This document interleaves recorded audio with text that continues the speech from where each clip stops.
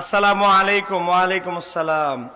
হযরত, আপনার কাছে জানতে চাই, হযরত আলী রাদিয়াল্লাহু তাআলা এবং হযরত আমির মুয়াবিয়া রাদিয়াল্লাহু তাআলা এর মধ্যে যে যুদ্ধ সংগঠিত হয়েছিল, সেই যুদ্ধ সংগঠিত হওয়ার কারণ কি ছিল এবং যুদ্ধের শেষ হওয়ার পরবর্তীতে তাদের সম্পর্ক কেমন ছিল, এই বিষয়ে জানাবেন ইনশাআল্লাহ। ধন্যবাদ। সুন্দর একটা প্রশ্ন করেছে। আমাদের সমাজে কিছু ভাইয়েরা মানুষকে বোঝানোর চেষ্টা করে হযরত আমির মুয়াবিয়া রাদিয়াল্লাহু তাআলা ছিলেন হযরত আলীর দুশমন। জোরে বলেন না নাউজুবিল্লাহ। একজন সাহাবী আরেকজন সাহাবীর কখনো দুশমন ছিল না, কিন্তু মতভেদ থাকতে পারে কোনো মাসালায়। এক সাহাবী এই মত দিয়েছে, আরেক সাহাবী আরেক মত দিয়েছে। সাহাবীরা বাজার করতে গেলে ঝগড়া হয়ে গেছে, এটা হতে পারে, এটা দুনিয়াবি, আমরা ভাইয়ে ভাইয়ে ঝগড়া হয় না। কিন্তু সাহাবীরা কখনো একজন আরেকজনের প্রতি কখনো কোনো বিদ্বেষ পোষণ করতেন না। সাহাবীদের ভিতরে কখনো বিদ্বেষ ছিল না। এখন আমিরে মুয়াবিয়া এবং হযরতে আলী রাদিয়াল্লাহু তাআলা যে যুদ্ধটা হয়েছে, এটা ছিল একটা এই যে সিফফিনের যুদ্ধ, এটা ছিল একটা ঘটনাকে কেন্দ্র করে, একটা বিচারের দাবি কেন্দ্র করে। বিচারটা হচ্ছে হযরত ওসমান রাদিয়াল্লাহু তাআলার বিচারের দাবি কেন্দ্র করে। গভীরভাবে লক্ষ্য করেন, 2 মিনিট সময় লাগবে, 2 মিনিট মাথায় বুঝে নিতে হবে। হযরত ওসমান রাদিয়াল্লাহু তাআলাকে একদল বিদ্রোহীরা হত্যা করলো। বিদ্রোহীদেরকে ভুল বুঝায়া ইহুদিদের একটা চক্র, আব্দুল্লাহ ইবনে সাবাই চক্র, ইহুদিদের মধ্য থেকে কিছু টাকা পয়সা মুসলমানদের ভিতরে ঢেলে দিয়ে মুসলমানদেরকে হযরত ওসমানের বিরুদ্ধে খেপায়া তুললো। এই বাহিনীর ভিতরে হযরত আবু বকরের ছেলে মুহাম্মদ বিন আবু বকর, তাকেও ঢুকায় ফেললো। হযরত মুহাম্মদ বিন আবু বকরকে ভিতরে পাঠালো হযরত ওসমানের ঘরের তাবুতে যাও, তুমি যাও, ওসমানকে হত্যা করে আসো। হযরত আবু বকর সিদ্দিক রাদিয়াল্লাহু তাআলা শাহজাদা হযরত মুহাম্মদ বিন আবু বকর, সে গেল ওসমান রাদিয়াল্লাহু তাআলা ঘরের ভিতরে ঢুকে গেছে। ঢুকে গিয়ে ওনার দাড়িতে ধরছে ফটো। আমি নিজের থেকে কিচ্ছা বলছি না। ইমাম ইবনু সাদ, ইমাম বুখারীর ওস্তাদ আত-তাবাকাতুল কুবরা, বিখ্যাত তাবী সাইয়্যিদ ইবনুল মুসাইয়িব থেকে বর্ণনা করছেন, যিনি প্র্যাকটিক্যাল ঘটনাটা দেখছে। হযরত সাইয়্যিদ ইবনুল মুসাইয়িব রাদিয়াল্লাহু তাআলা থেকে বর্ণিত, তিনি বলেন, তখন আবু বকর সিদ্দিকের ছেলে দাড়িতে ধরলেন হযরত ওসমানের। তখন হযরত ওসমান, এই নবীর 2 মেয়ের জামাতা, ইসলামের 3য় খলিফা হযরত ওসমান বললেন, ভাতিজা, তুমি আমার দাড়িতে ধরছো, আমাকে হত্যা করার উদ্দেশ্যে এসেছো। আজকে তোমার বাবা আবু বকর সিদ্দিক যদি থাকতো, তুমি এটা কখনো করতে পারতে না। তোমার বাবা আবু বকর সিদ্দিক আমাকে মুসলমান বানিয়েছে, দিনের পথে এনেছে। ভাতিজা, আজকে তুমি আমার দাড়িতে ধরেছো, আমাকে আঘাত করছো। এই কথা বলার পর হযরত আবু বকর সিদ্দিক রাদিয়াল্লাহু তাআলা ছেলে মুহাম্মদ বিন আবু বকর হযরত ওসমানের দাড়ি থেকে হাতটা সরাইলেন। সরাইতে দেরি, ওই যে আব্দুল্লাহ ইবনে সাবা মুসলমানের রূপ ধরে, বেশ ধরে মুসলমানের ভিতরে ঢুকছে, আসলে সে মুসলমান হয় নাই। তার টার্গেট হলো মুসলমানদের ভিতরে যুদ্ধ লাগাই দেওয়া, মুসলমান যেন একসাথে ঐক্যবদ্ধ থাকতে না পারে, ধ্বংস হয়ে যায়। এই আব্দুল্লাহ ইবনে সাবার চক্র 2 জন খুনি বাড়া করছে। 2 জনের দায়িত্ব হলো তোরা ভিতরে ওসমানকে হত্যা করবি, আর 2 জনের কাজ হলো হযরত আলী রাদিয়াল্লাহু তাআলা এই অবস্থাটা আগে থেকে বুঝতে পেরে হযরত ইমাম হাসান এবং হোসাইনকে ঘরের দরজার সামনে দাঁড় করে রেখেছে। 2 জন ব্যক্তি অতর্কিত হযরতে ইমাম হাসান এবং হযরত ইমাম হোসাইনের বুকের উপরে এমন ভাবে আঘাত করলেন যে অজ্ঞান হয়ে যায়। কিছু আঘাত আছে, এমন জায়গায় আঘাত করবেন অজ্ঞান হয়ে যাবেন। হযরতে ইমাম হাসান হোসাইন 2 জন অজ্ঞান হয়ে গেলেন। ওই 2 জন ঘাতককে আগে ঢোকার সুযোগ করে দিলেন। তারা গিয়ে কি করলো, হযরতে মুহাম্মদ বিন আবু বকর দাঁড়ানো অবস্থায় হযরতে ওসমানের স্ত্রী দেখতেছে কালো মুখোশধারী, কাপড় বাঁধা মুখে বুঝেন নাই, আঘাত করতেছে তলোয়ার দিয়ে। উনি ওনার স্ত্রী হযরত ওসমানকে বাঁচাইতে গিয়ে হাত দিয়েছে, ওনার 4টা আঙ্গুল কেটে, 4টা আঙ্গুল কেটে হযরত ওসমানের গর্দান কেটে পড়ে গেল। হযরত ওসমানের রক্ত, কোরআন, তখন তিনি কোরআন তেলাওয়াত করছিলেন, কোরআনের উপরে পড়ে গিয়ে পড়ে ফেললো। এখন 2 জন যে ঘাতক, তারা তাবু কেটে ওদিক দিয়ে পালায় চলে গেছে। আবার ওই যে আব্দুল্লাহ ইবনে সাবার চক্র মুনাফিক, তারা বাইরে থেকে ঘোষণা করে দিল, হে শোনো শোনো শোনো শোনো, ওসমানকে হত্যা করা হয়েছে, খুনিরা ভিতরে আছে, খুনি ভিতরে আছে।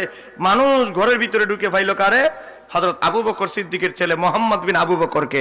অথচ সে কিন্তু হত্যা করে নাই। হত্যাকারীরা তো বাইকে চলে গেছে, মুখ বাঁধা ছিল। এখন মানুষ আইসা কি করলো, আবু বকর সিদ্দিকের ছেলেরে গাছের মধ্যে, খেজুর গাছে বাঁধছে, বাইন্দা, কেউ ফসা ডিম যা মন চায় তা দিয়ে ঢিল মারতেছে, কারণ ঘরের মধ্যে গিয়ে তাকে পাওয়া গেছে। এই অবস্থায় জটিল পরিস্থিতি, মুসলমানদের বাবা সাধারণ কোন ব্যক্তি নয় ওসমান, ইসলামের খলিফা, তিনি রানিং খলিফা। একটা সাধারণ ব্যক্তি হত্যা আর খলিফা হত্যা এক নয়, তা আবার অর্ধ পৃথিবীর শাসক, তাকে হত্যা করা হয়েছে। ব্যাপারটাকে আপনি এত ছোট মনে করতেছেন? কি গরম উত্তাল অবস্থা, খলিফাকে হত্যা করা হয়েছে। এমন পরিস্থিতিতে হযরত আলীর কাছে লোক পাঠালো যে এই মীমাংসা, এই এত জটিল অস্থিরতা, এই যে অস্থিরতা বিরাজ করছে দেশে, এটা একমাত্র সমাধান যিনি করতে পারে তিনি হচ্ছে শেরে খোদা মাওলা আলী।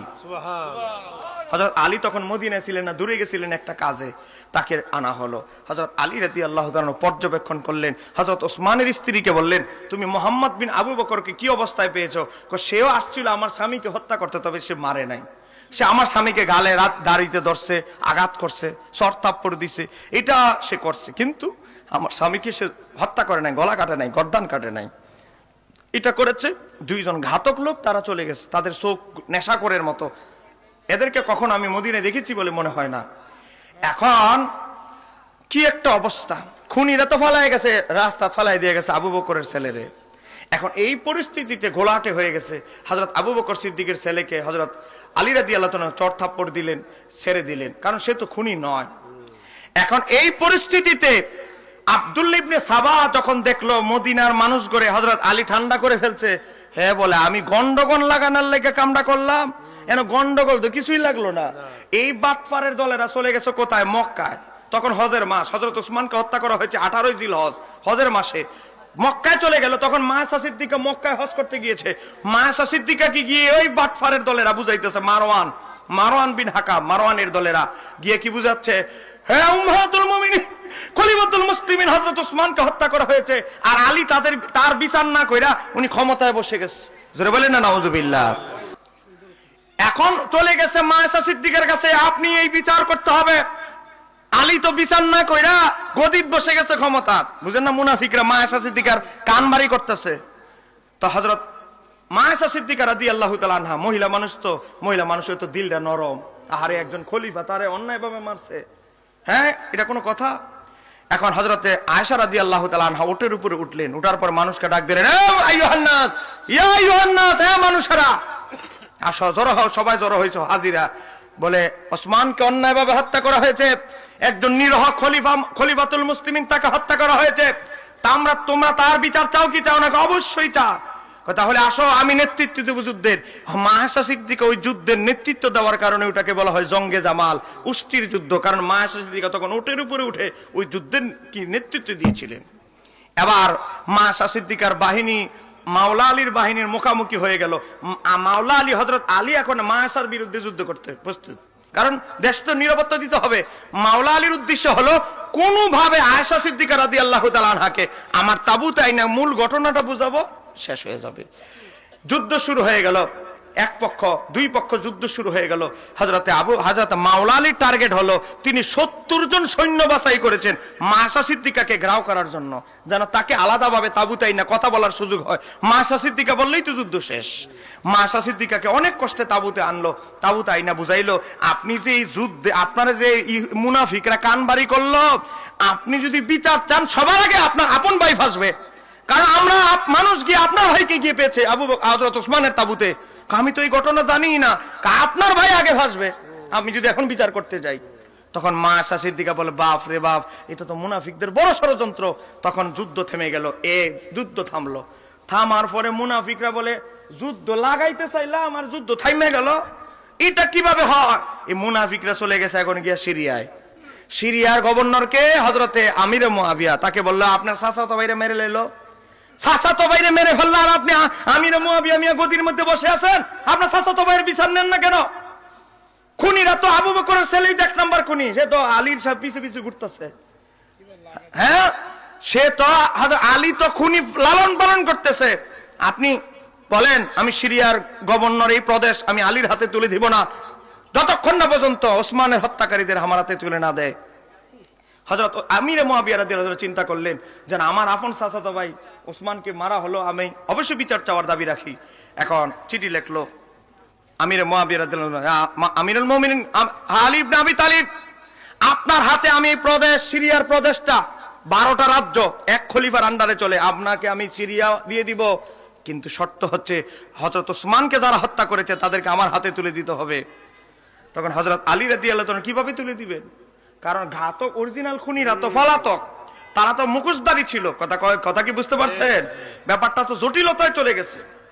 এই অবস্থায় হযরত আলী রাদিয়াল্লাহু তাআলা বলেন, বিচার কিভাবে করব, কি করব এটা আমি দেখব, আমি তদন্ত করতেছি, অনুসন্ধান করতেছি, তুমি তোমার শহর ছেড়ে দাও। হযরত আমির মুআবিয়া রাদিয়াল্লাহু আনহু বললেন, না আমি শহর ছাড়বো না যতক্ষণ না আমি ওসমান হত্যাকারীদের বিচার না করা হয়, হত্যাকারীদেরকে আমার হাতে দেওয়া না হয়। এই কথা কেন্দ্র করে যুদ্ধ হয়ে যাচ্ছে, দুই দলই মোটামুটি সৈন্য টৈন্য রেডি করে ফেলতেছে। এমন অবস্থায় দেখেন, আমি যদি বুয়া কথা বলি আপনাদেরকে দেখাচ্ছি। আল বিদায়া ওয়ান নিহায়া, 720 বছর আগের কিতাব, ইমাম ইবনে কাসির এই কিতাবের 248 পৃষ্ঠার ভিতরে উল্লেখ করেছেন। আমি যদি বুয়া কথা বলি আমার ভাইয়েরা ধরবে। 248 পৃষ্ঠা, দেখেন হযরত আলী রাদিয়াল্লাহু তাআলা প্রতিনিধি পাঠালেন। 248 পৃষ্ঠা একাধিক সূত্রে বর্ণিত আছে, বিশুদ্ধ সনদ এসেছে। আবু মুসলিম খাওয়ালানি প্রসিদ্ধ একজন বুজুর্গ ব্যক্তি, এবং তার সাথে একদল লোক হযরত আমির মুআবিয়ার সাথে সাক্ষাৎ করলেন। তারপর তাকে বললেন, আপনি আলীর সাথে প্রতিদ্বন্দ্বিতা করছেন, আপনি কি তার সমকক্ষ? হে আমির মুআবিয়া, আপনি যে আলীর বিরুদ্ধে যুদ্ধের জন্য প্রস্তুতি হইতেছেন, আপনি কি আলীর সম্মান নাকি মর্যাদা কি আপনি আলীর সমান? তখন তিনি বললেন, হযরত আমির মুআবিয়া উত্তর দিচ্ছে, আল্লাহি, আল্লাহর শপথ, আল্লাহর কসম, আল্লাহর কসম, আমি জানি তিনি আমার চেয়ে শ্রেষ্ঠ। আমি জানি আলীর মর্যাদা, আমি আমির মুআবিয়ার চেয়ে মর্যাদায় তিনি শ্রেষ্ঠ এবং উত্তম এবং খিলাফতের অধিক উপযুক্ত। জোরে বলেন না মারহাবা। আর আজকে শিয়ারা বুঝাবে মুআবিয়া হলো আলীর দুশমন, অথচ ঘটনা হচ্ছে ওসমান হত্যাকে কেন্দ্র করে, আসল ঘটনা আড়াল কইরা মানুষকে বুঝাবে। এবার দেখেন হযরতে আমির মুআবিয়া বলছে, আল্লাহর কসম আমি জানি তিনি মানে হযরত আলী আমার চেয়ে শ্রেষ্ঠ এবং উত্তম এবং খিলাফতের অধিক উপযুক্ত। কিন্তু তোমরা কি জানো না যে ওসমানকে অন্যায়ভাবে হত্যা করা হয়েছে, আর আমি তার চাচাতো ভাই, তার বিষয়টি আমার দায়িত্বে ন্যস্ত এবং তার হত্যার বদলা চাই। কাজেই তোমরা তাকে গিয়ে বলো, তাকে মানে আলীকে গিয়ে বলো, তিনি ওসমান হত্যাকারীদেরকে আমার হাতে তুলে দিন, তাহলে আমি আমার শাসন কর্তৃত্ব তার হাতে তুলে দিব। তখন তার আলী রাদিয়াল্লাহু তাআলার কাছে এসে এই ব্যাপারে কথা বললেন, কিন্তু তিনি কাউকে তাদের হাতে তুলে দিলেন না। ফলে শামবাসীরা হযরত আমির মুআবিয়া রাদিয়াল্লাহু তাআলার পক্ষে লড়াই করার সিদ্ধান্ত নিল। শামবাসীরা গেছে আমির মুআবিয়ার পক্ষে, আর মদিনা সহ বিভিন্ন অঞ্চলের লোকেরা চলে গেল মাওলা আলীর পক্ষে। এখন ভুল বুঝাবুঝি হলো, তারপরে আবার কি হলো, সন্ধি হয়ে গেছে, যুদ্ধ থেমে গিয়ে আবার সন্ধি হয়ে গিয়েছিল, আর যুদ্ধ হয় নাই। এখন এই সিফফিনের যুদ্ধ হয়েছে ওসমান হত্যাকে কেন্দ্র করে, কিন্তু আমাদের শিয়া ভাইয়েরা বলবে কি, না মুআবিয়া আলীর দুশমন, আহলে বাইতের দুশমন, এই জন্য যুদ্ধ হয়েছে। আমি তাদেরকে বলবো, হযরতে আমির মুআবিয়া রাদিয়াল্লাহু তাআলা সিফফিনের যুদ্ধ সারা জীবনে দুইজনের মাঝে একবার ঝগড়া হয়েছে, এর একটা প্রমাণ যদি দেখাইতে পারো তওবা করে আমরাও শিয়া হয়ে যাব। কথা বলে না কেন, ঠিক কি না? দুইজনের মধ্যে কোনোদিন ঝগড়া হয় না, ফাসাদ হয় নাই, গুতাগুতি হয় নাই। মূল ঘটনা হচ্ছে হযরত ওসমানকে হত্যাকে কেন্দ্র করে। আল্লাহ আমাদেরকে সঠিক বুঝদান করুক, জোরে বলেন আমিন।